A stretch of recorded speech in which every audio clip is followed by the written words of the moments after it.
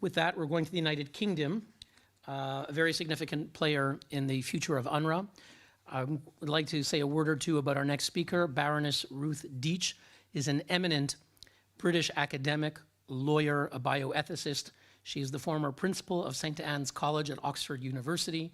She chaired the Human Fertilization and Embryology Authority and sits as a crossbench peer in the House of Lords. I now give the floor to Baroness Ruth Deitch. UNRWA is the problem, not the solution. It hasn't resettled a single person since 1948, whereas the United Nations High Commission for Refugees, which deals with everybody else, with fewer personnel, far less funding, has resettled 50 million people. UNRWA's mission is not to help people, but to perpetuate a political conflict. UNRWA keeps the so-called refugees in a state of misery until they can return to Israeli territory. That would mean the destruction of Israel and the obliteration of its 7 million Jews. The only way to resettle refugees and bring peace is to abolish UNRWA and transfer its functions to the UNHCR, albeit that the iniquitous effects it has created will unfortunately last. That is, UNRWA has poisoned the mind of future generations in the way it has taught Palestinian children to hate, to believe lies about Israel. It's given make-believe employment to thousands of Palestinians. It continues the myth that there are millions of Palestinian refugees who are in fact not Palestinian and not refugees. And it is a bottomless pit into which countries pour money, not only with no return, but money that has been used to murder and take hostages and starve ordinary Palestinians of the necessaries of life. It is noteworthy that the rich Arab countries that surround Israel, they do not reach out to support their Palestinian brethren. The major donors to UNRWA are the US, followed by Germany, and then the UK. In 2022, the UK donated $21 million. Last year, the UK gave £60 million and another £16 million even after 7th of October. It has paused funding temporarily, but given funds to other bodies working in Gaza. Where has the money gone? Now we know, thanks to the investigative work of journalist John Ware, that the money has gone directly to Hamas to build tunnels, secure armaments, and keep Hamas leaders in luxury. The ordinary poverty-stricken Palestinian has seen none of it, and the states who give money are curiously reluctant to follow through to see where their dollars are going. UNRWA has no financial control, no audit. It has mismanagement, sexual misconduct, and nepotism. Its construction works are a protectionist racket. Support for UNRWA contradicts the UK's policy of a peaceful two-state resolution.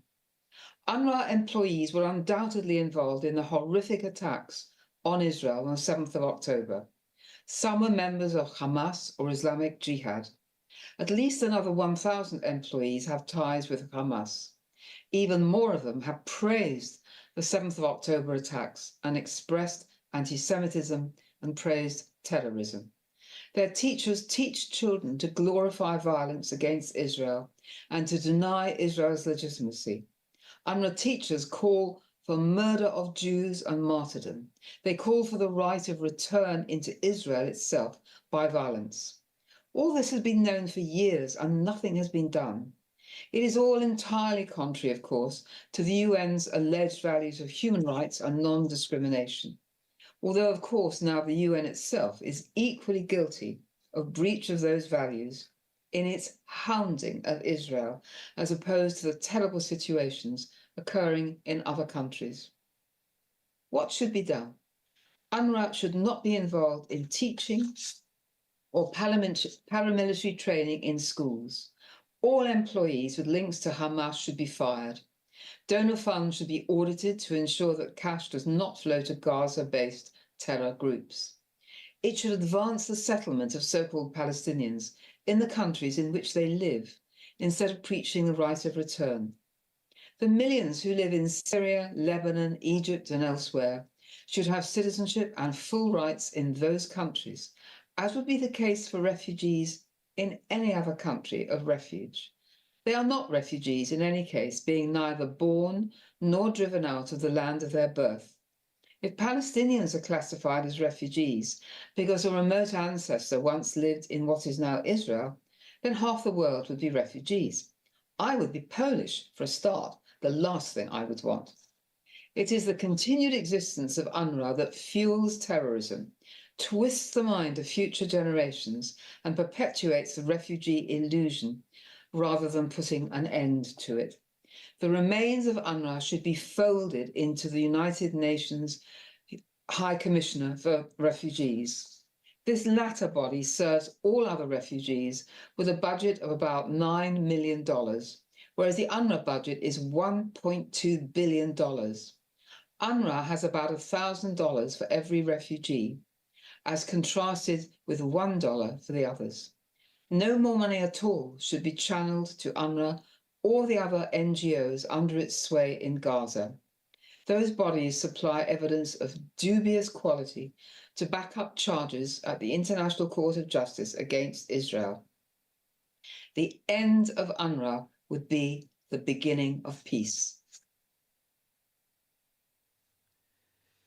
Thank you, Baroness Ruth Deitch from the United Kingdom, the House of Lords. We appreciate your leadership on these issues and your powerful moral voice.